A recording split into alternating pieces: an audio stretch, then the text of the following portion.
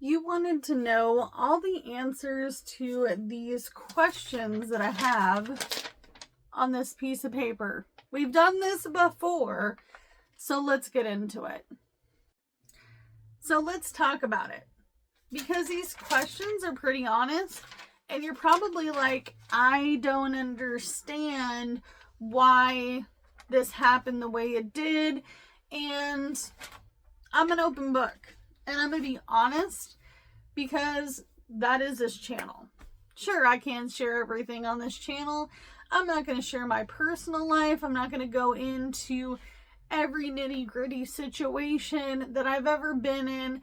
And I am transparent to a point, because this is still the internet. But these questions are totally understandable. You have messaged me, you have commented, you have done all the different things to get this information. So now that I have some time, I'm going to make the video. So let's talk about the van. I got asked this question so many times. How did you get your van back so quick? So if you've been on this channel long enough, you probably remember I made a video talking about things that I wish I would have done in my 20s. Things that I am doing in my 30s because I messed up in my 20s. And I wasn't thinking about how useful this could be. And that is getting to know your community. I moved into this mobile home park with my husband, my family, the pets, and all the things, and I didn't know anybody. I didn't know anybody in the town. I didn't know anything about the community. Cheap living situation, not my nearly $2,000 apartment. And I was thinking that while I'm here, I might as well start to get to know folks in my community, in my neighborhood. I don't have to be best friends with my neighbor. That's not what I'm talking about. I'm talking about networking. Using your ability to network with people. Who do they know? Oh, that person knows that there's a mechanic that lives in the same mobile home park that you do, and that person on Fridays goes to get parts for vehicles. And then over the next week until that next Friday, they're working on rigs. Now, I was very fortunate because someone who worked maintenance here knew of this person because they bought a vehicle from them. They bought a vehicle from them, and then they found out that they're a mechanic, and then they found out that they're no longer working for the mechanic in town, and they're now doing their own thing, and they've got their son and their son's friend and son's friend's friend working for them, and they're doing mechanic work in the mobile home park. That is how I networked to know this person who fixes vehicles. My van broke down midweek. It went to a shop. I got told what was wrong with it for $0, and I had to make a decision. And actually, technically, I didn't even make the decision, because this network that we have with this mechanic truly came from my husband talking to said mechanic on a regular basis while going on a dog walk. You pass their house. Hey, how you doing today? Oh yeah, the weather is great. Small talk. They know what we do for a living. They know that we're low income. They know that they're low income, especially in the wintertime. They also know that word of mouth is a big thing, especially when you live in these little nook and cranny communities. If you live in a small town, you know that everybody networks. That's just how it goes. So after getting the estimate on the van, we were like, whoa. We can't afford almost $1,000 to put into a part, and then for you to tell us that you don't really know if that's going to 100% fix it and all the different things. So then my husband was like, let me go down to the neighbor. And his son informed that they were going to go get parts for other vehicles that were sitting out in front of their house, like 4 vehicles. Okay, we'll add you to the list. How soon do you need your vehicle?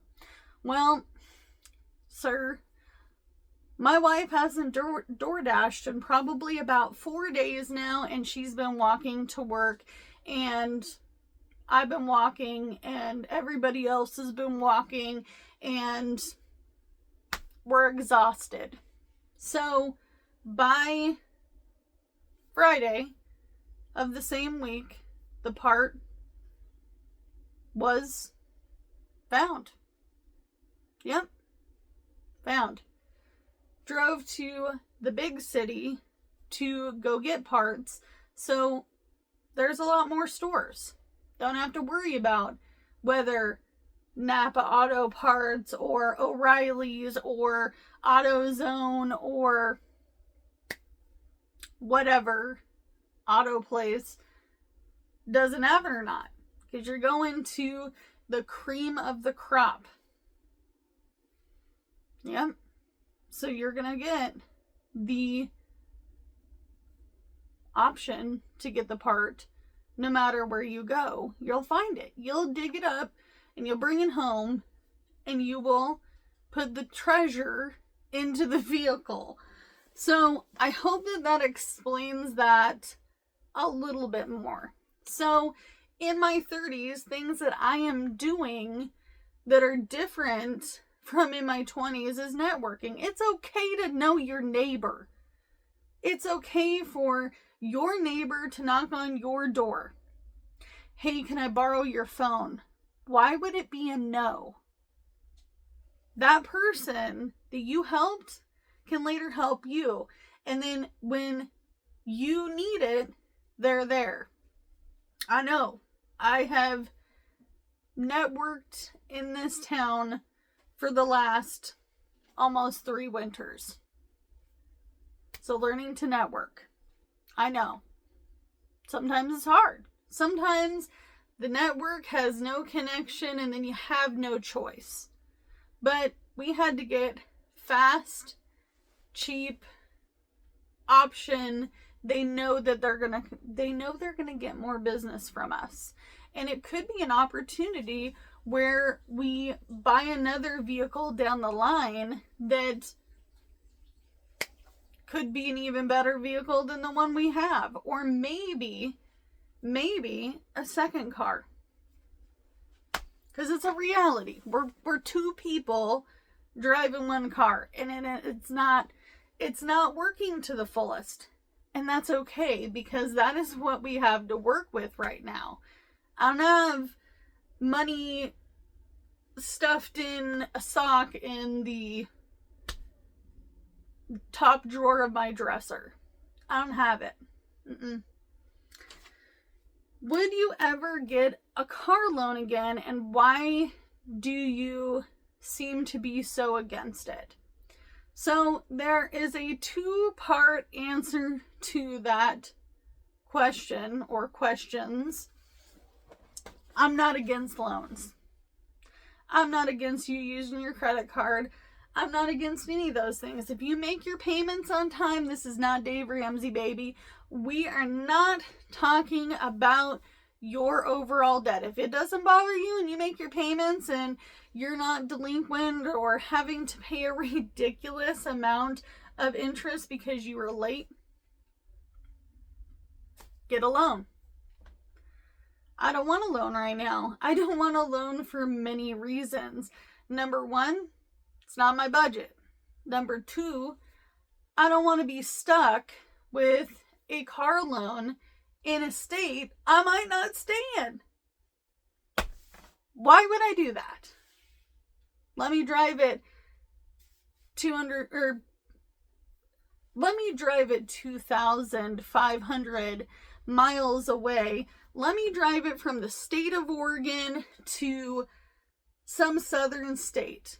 Let me drive it from Oregon all the way across the United States to New York City. Not saying I'm going to live in New York City, but you get the point I'm at, right?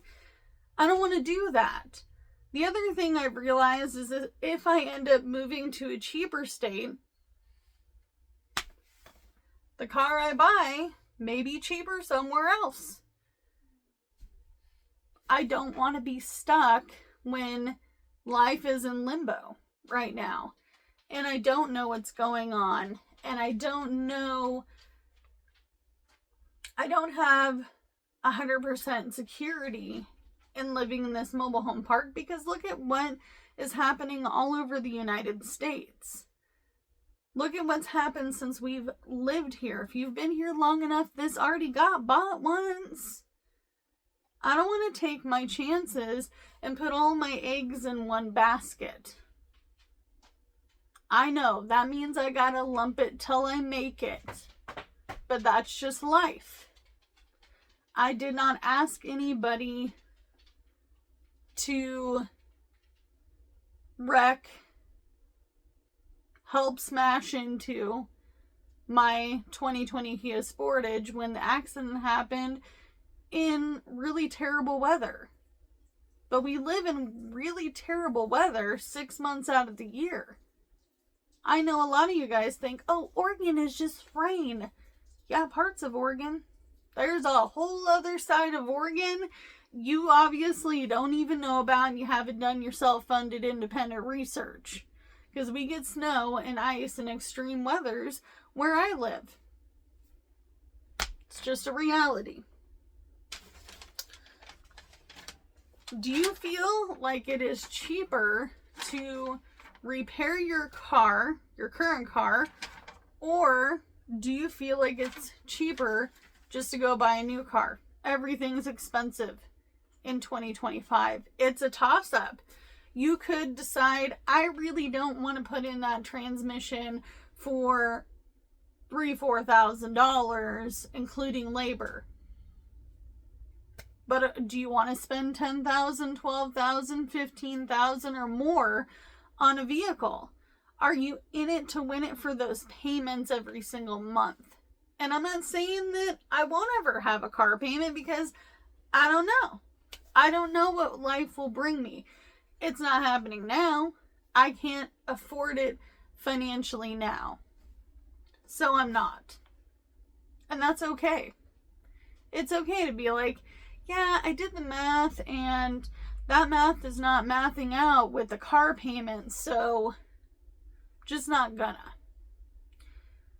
The other question I get asked on a regular basis, well, you haven't really been talking about your job, and Jordan hasn't really been talking about his job, and what happened medically to your husband. Why are you not saying anything to anybody? Are you trying to hide something? The answer is that Jordan needs to see a stomach specialist.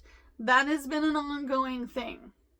If you know, in 2025, we're going through some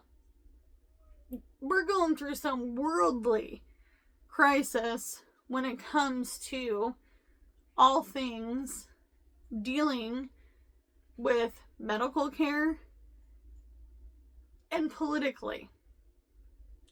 So at this point, he's still on a wait list to see that specialist. Until he sees that specialist,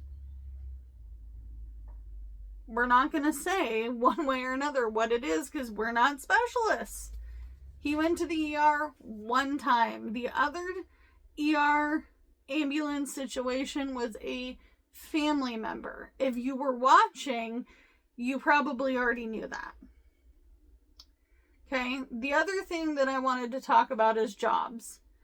I'm not going to freely just tell you every day how my day went and all the different things. I went to work, I did my job, I got trained, still in training mode, full on training mode. I actually really love my job. It's actually going a lot better than I anticipated. And the longer I am there, the longer I seem to want to stay. The more I want to learn, the more I am interested in seeing and seeking out what the future will look like with this job. Because it's something that I actually wanted. I didn't just go apply at a vet clinic because I wasn't interested. I didn't apply at a vet clinic to just quit. So even though I may not talk about it on a regular basis, assume it's going fine. Jordan did end up going to work. I went to work after the ER situation. I was trying to make a terrible joke. I am not the greatest. I'm not the greatest at jokes. Sometimes you guys know my jokes are pretty dry. And someone took it to heart. Well, maybe you shouldn't call it. I wasn't gonna call out. I've had children. I have went without sleep for one night. It happens sometimes. It's an emergency. Jordan likes his job. It works well for him. It may be seasonal part-time. And obviously that's not enough. And he doesn't want only those things. But he took what he could.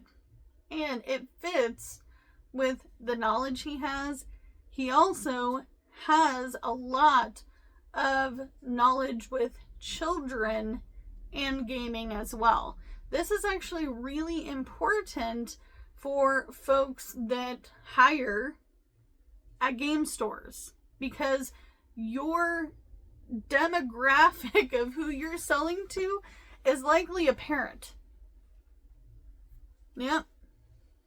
All those Pokemon and all of those Roblox games and Fortnite, that is all based for children. And parents come in wanting to know, hey, is this game safe? What do you suggest for my child? Whose age ranges? And Jordan's been around my boys and siblings and alright, nonetheless, I could go on forever about all the reasons the job fits, but in all reality, you guys already know. You know. So, in that, I don't want to talk about my job on the internet. I don't want Jordan to feel like he has to talk about his job on the internet. If it's going smooth, it's going smooth. I probably will not have a reason to talk about my job on the internet, especially if it's doing this. Because life doesn't ever really go smooth for me. But so far, this seems to be working out. Now, I do have some questions for you guys. What do you think is an adequate car maintenance fund? What do you feel is a comfortable number to set at if you had to maintain your vehicle? If you had to pull from that fund and you needed the money today, how much do you try to have in your car maintenance fund? The other question I have is, how do you deal with having a car payment, especially if you have a high car payment, and then you need to have repairs done on your vehicle? How do you outweigh that? How do you make it okay in your mind? Because that is the number one fear I have if I was to get a car payment on a used car and then have to have a payment and then a huge repair cost. So, as always, you can only do what you can with what you got because it's all you have to work with, and I will see you in the next one. Bye, guys.